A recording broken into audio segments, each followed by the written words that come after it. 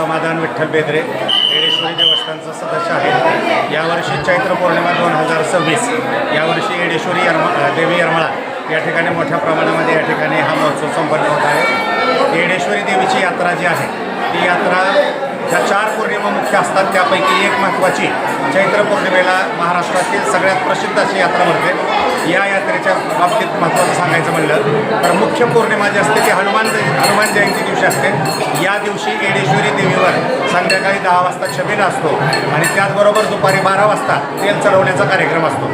त्या तेल चढवण्याच्या कार्यक्रमाला गावातील सर्व मानकरी पाटील असतील किंवा जो तेल चढवण्याचा मान आहे तो परीट समाजाकडे आहे तर त्यांच्या स्त्रिया ज्या आहेत ते तेल चढवण्यासाठी येतात। त्यानंतर दुसऱ्या दिवशी सकाळी 8:15 वाजता येडेश्वरी मंदिरावरून आमराई मंदिराकडे पालखीचे प्रस्थान होते। प्रस्थान झाल्यानंतर वाजत गाजत येडेश्वरी देवीची पालखी येडेश्वरीच्या डोंगरावरून दत्त कोल्हळामधून चुन्याच्या रानातून आमराईमध्ये दुपारी 12-12:15 वाजेपर्यंत दाखल होते।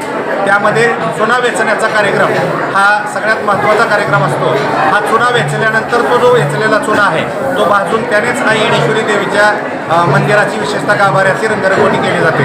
तर चुना वेचण्यासाठी एकाच वेळी एकाच चुन्याच्या रानामध्ये 15 ते 20 लाख भाविक एकाच ठिकाणी जमा होतात अशी ही प्रसिद्ध असलेली यात्रा आणि चुना वेचणे हाच या यात्रेचा मुख्य जो नवस आहे तो भाविकांनी बोललेला असतो आणि तोच मुख्य कार्यक्रम असतो। शेवटच्या दिवशी 5व्या दिवशी म्हणजे 7 तारखेला घुगरीचा महाप्रसादाचा कार्यक्रम होतो।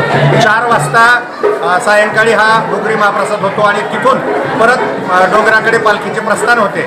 येत असताना पालखी जी आहे ती चुन्याच्या रानामधून येते आणि चुन्याच्या रानामधून पालखी येत असताना तो भाजलेला चुना जो आहे तो पालखीसोबत घेऊन या ठिकाणी मंदिरावर आणला जातो आणि अष्टमीपर्यंत तो चुना जो आहे तो विरी घातला जातो आणि अष्टमीच्या दिवशी भाविक जे आहेत ते मनोभावी त्या चुन्याचा पोतरा जो आहे तो देऊन मंदिराची रंगरंगटी करतात। अशा पद्धतीने यावर्षी 2 पौर्णिमा आल्यामुळे 2 दिवस येडेश्वरी मंदिरावर आणि 5 दिवस जे आहे ती आमराई मंदिरामध्ये पालखीचा वास्तव्य राहील आणि त्याप्रमाणे यात्रा जी आहे ती या ठिकाणी संपन्न होईल। या दृष्टिकोनातून भाविकांसाठी जी सुविधा द्यायच्या त्या सर्व सुविधा कलेक्टर ऑफिस असेल, त्यानंतर SP ऑफिस आणि सर्व प्रशासकीय कार्यालय, त्यामध्ये ग्रामपंचायत आणि देवस्थान ट्रस्ट यांच्या वतीने भाविकांना सर्व सुविधा ज्या आहेत त्या पुरवलेल्या आहेत।